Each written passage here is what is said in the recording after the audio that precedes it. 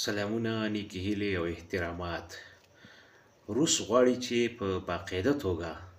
موجوده افغان حکومت یا په افغانستان کې د طالبانو حکومت په باقاعده توګه تسلیم کړي یا په رسمیت وپیژني. څلور ورځې وړاندې سرګی لاروف چې وزیر خارجه دی،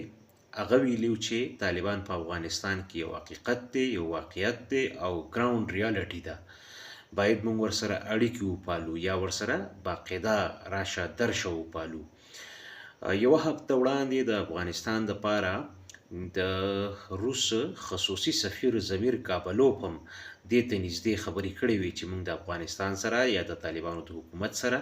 باقاعده لارې چارې او سفارتي تعلقات ساتل غواړو، نه صرف سفارتي بلکې تجارتي او سیاسي هم، ځکه چې دیو په افغانستان کې حاکم دی او تر څو چې دیو حاکم دی نو دا زموږ مجبوري ده.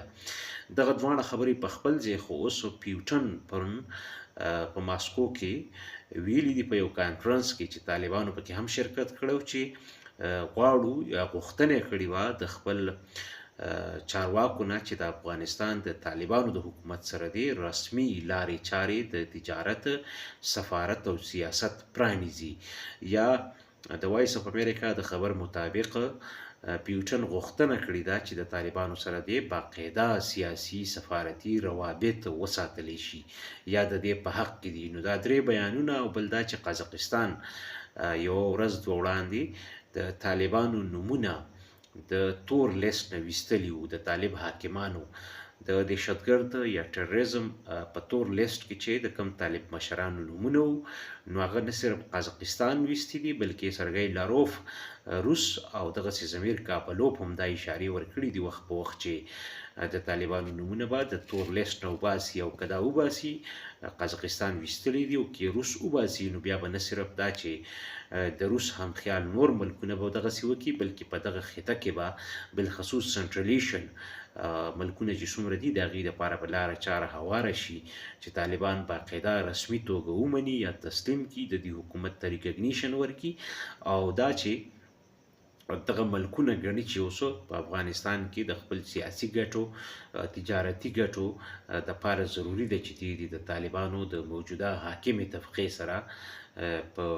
رابطه کې یو هغه رابطه د فارمل وي. که څه چې په 2004 دریم او پنځم او اووم کې سنټرلیشن ملکونو او دغسې روس طالبان په تور لیست کې شامل کړي وو، خو اوس دی ورو ورو لګیا دي. د قزاقستان د اقداماتو نه دا ښکارېده چې دې ته د روس تایید حاصل دی، او که روس څنګه چې د درې مشرانو خبرونه دي که دغسې اقدامات وکړي نو دا به د سنټرلیشیا نورو وړو ملکونو دپاره یو انډیکیټر وي چې they should go ahead with طالبان، یعنې دوی طالبانو سره خپل اړیکې وپالي یا دې په رسمیت په یو کمه درجه خو په رسمیت پې وپیژني. که داسې وشي واقعیتا نو دا به په تېرو 3 کالو کې د طالبانو بالاخر لویه کامیابي وي چې په دغه بلاک کې، په دغه سیاسي بلاک کې د ځان ور شاملولو یوه موقع به په لاس ورشي. وخت په وخت به کوشش کوم چې په 2-3 منټه کې په لنډ وخت کې د سیمې او په ریجنل پولیټکس باندې ستاسو سره دغسې اپډیټس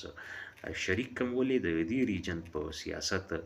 سیاست اثرات زما او ستا په عام ژوند باندې په هر صورت پرېوځي. کورم به دا د وخت راکولو.